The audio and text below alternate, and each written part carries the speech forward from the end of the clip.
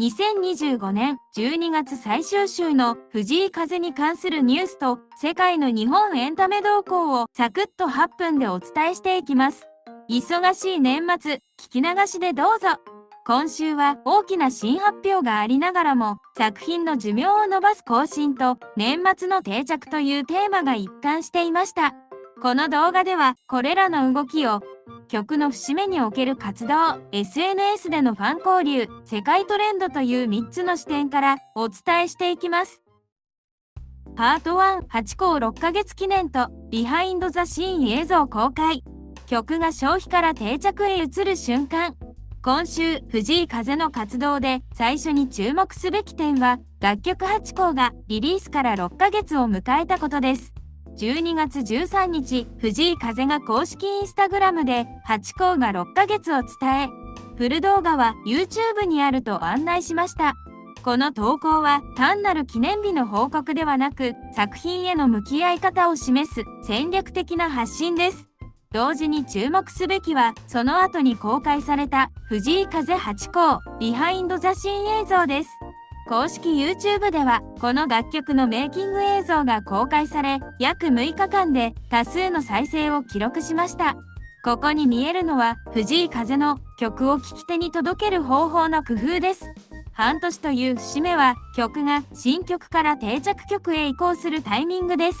その段階で BTS を出すことで聴き手の関心をもう一度引き出そうとしています。MV を見た人が次は制作の手触りを知りたくなる。そのような心理の流れを公式が丁寧に設計しているのです。BTS の価値はネタバレではありません。それは作品が生まれる空気を伝えることにあります。誰と作って、どんな表情で撮って、どんな失敗があって、どう笑ったのか。そうした過程を見た人は曲を自分の記憶に織り込みやすくなります。今週の藤井風はこの設計がとても丁寧だったと言えるでしょう。半年経った曲を再び語る素材として世に出す。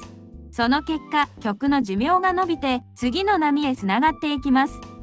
パート2、SNS で見る力の抜き方。12月17日のソンブレロ投稿が語ること。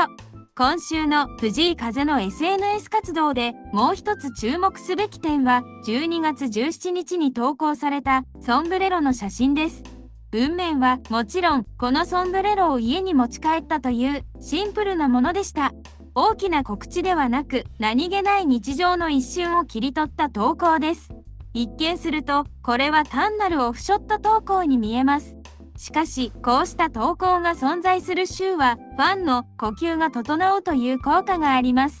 作品モードの張り詰めた空気が少し緩むのです。その緩みが次の創作や次の発表を待つための余白になります。パート1で述べた BTS は曲への熱を上げるコンテンツです。一方、このソンブレロ投稿は、その熱を少し落ち着かせるためのコンテンツとして機能しています。BTS で熱を上げて、ソンブレロで力を抜く。この振り幅こそが、ファンが長く追いかけたくなるリズムを生み出しています。藤井風は自分の活動を投資方という視点で運営しているのです。海外のファンアカウントからも、こうした投稿に対して、風イズバックといったユーモラスなリアクションが寄せられており、国際的な親密感も生まれています。パート3、ちょっと知っておきたい世界の日本エンタメトレンド雑学。年末年始家族との話題にどうぞ。今週は藤井風の動きと並行して紅白歌合戦の話題など日本エンタメが世界に年末にも選ばれ続けていることが確認された週でもあります。1、ジャンプフェスタとアニメイベントのアーカイブ消費。日本開催の大型イベントジャンプフェスタ2026、12月20日、21日開催の関連情報がイベント終了後も公式動画や SNS を通じて海外で継続的に拡散されました。公式サイト、公式 YouTube、公式 X で公開された新作 PV、続編情報、キャストコメントが年末にもかかわらず海外 SNS で継続的に拡散されています。特に北米東南アジアではライブで見られなかった層がアーカイブ視聴プラス切り抜き公式動画を入り口に参加しています。年末週にもかかわらず公式動画の再生数が伸び続けたことは、日本のアニメの消費が季節依存ではない段階に入ったことを示す重要な証拠です。2、ポケモンと大型 IP の年末グローバル展開。テレビアニメ、ポケットモンスター、ホライゾンズの年末特別編成配信エピソードが、ネットフリックスなどのプラットフォームを通じて、複数地域で同時期に展開されました。注目点は、吹き替え字幕の同時提供、SNS での公式多言語投稿、ホリデー視聴を意識した告知文言がなされたことです。ポケモンは今、日本の国民的作品ではなく、年末に家族で見る世界標準の IP として運用されています。このような枠組みの中で、世界のファミリー層に選ばれ続けているのです。